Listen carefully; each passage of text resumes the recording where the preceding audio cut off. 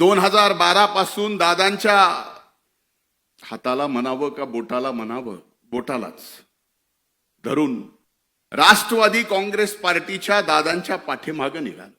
त्यावेळेस भारतीय जनता पार्टीचा मी विधान परिषदेचा आमदार होतो. आमदारकीचा राजीनामा द्यायला लावला. राष्ट्रवादी काँग्रेस पक्षाकडून मला आमदार केलं. ती 2013 ची गोष्ट.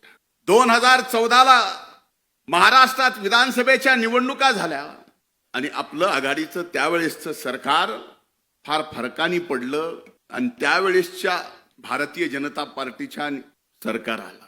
मला माहित नाही त्यावेळेस माझ्यासाठी पक्ष म्हणजे त्यावेळेस दादानी माझ्यात काय पाहिलं आणि माझ्यावर विधान परिषदेच्या म्हणजे वरिष्ठ सभागृहाच्या विरोधी पक्ष नेतेपदाची जबाबदारी अतिशय कमी वयात माझ्या खांद्यावर टाकली.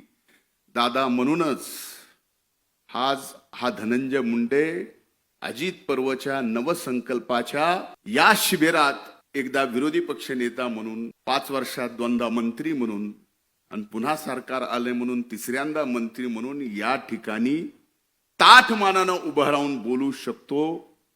ही ताकद दादांची एकदा पाठीमागं उभी राहिली